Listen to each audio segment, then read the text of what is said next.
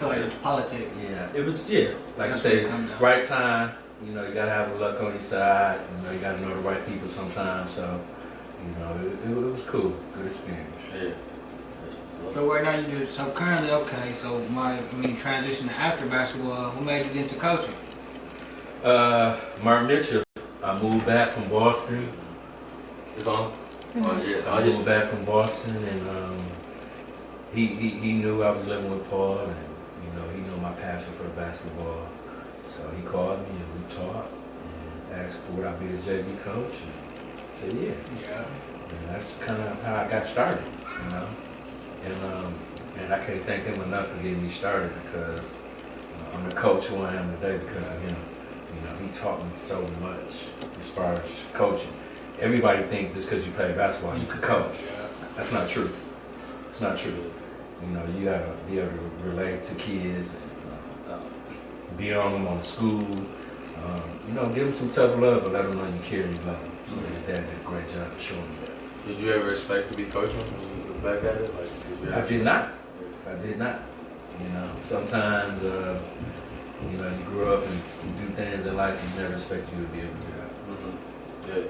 Yeah, so coming back coaching, like, what was the reason that you decided to come back and like choose, like, oh yeah, hey Marky, I'm gonna come mess with you on this? Well, I felt like me being the first McDonald's All-American coming out of Milwaukee, I felt like kind of was my duty to pass it down. It was my time to pass it down. So that's what I wanted to do, and that's what I love doing, passing it down. Even both of y'all, when y'all was younger, I worked both of y'all out. Because y'all felt my passion. Y'all was young, upcoming killers, and I wanted to give what I had to y'all.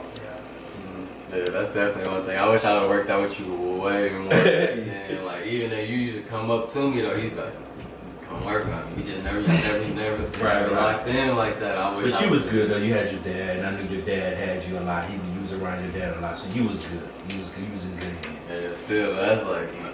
But I don't even think like I was so used to just being around you, so I didn't even recognize like man, like I was like that's what it is. He really like you were so young, you didn't know at the time how big this was, right? Yeah, I didn't even get it. But what I do remember about the workouts at the time, I was getting older. Like what you would teach, was like you was giving us skill, more or less. Like it was all a lot. There wasn't a lot of dribble. It was footwork.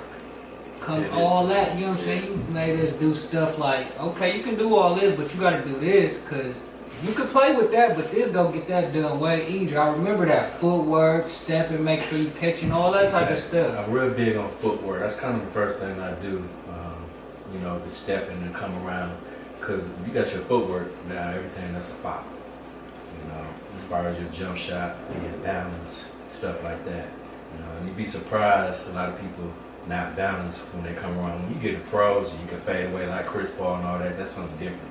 But when you're young, you know, I try to teach them the right way. So when they get older, it's more easier for them. That makes sense. So if you were to build a kid up, like breaking down, what would you start with? Like you would start, like let's just say you teach you as a son. If I have to teach my daughter when she get older, what should I teach her how to do? When she get about like 6th grade or whatever, what should I start with? You really kind of want to cover a lot of things, you know, left hand, right hand dribble, basic stuff. Starting when you shoot, you don't want to start out with a 3-point line or a free throw. You want to start out under the basket, form shoot, right? And move your way back. You know, simple stuff. That makes sense. You gotta build it, man.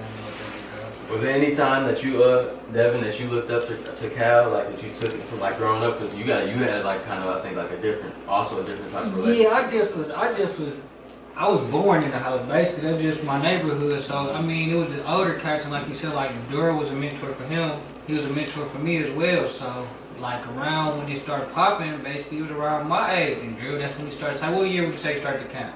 Or was his first year for the foundation overall? If you 2000. So 2000, that's 20 years ago. Bro. 20 years ago, we was 8, 9. So that's when the camp started popping. So it was like, yeah, we got a camp at North, you know what I'm saying, be there. And then it was just like, they hoop, they know. So I just was under their wing, bro. So it was drills I'm a part of. I was at all the camps, I feel like. Devin was like Mike Wills. He was the neighborhood 2-9 guy. Basically. You know, and they was young, and we was older, and they stayed by the park, but they lived on the park. It was always up there. So, you know, just like I was. So you wanted to pass stuff down to them, because they wanted it. And before you continue, I gotta give you an opportunity to thank y'all, bro. Cause I remember it was around the time I was a senior. Bro. It's happened crazy. I had no looks like that. We didn't go upstate, none of that. So we was in the crunch, bro. We was in the crunch. It was getting real. And what's the name?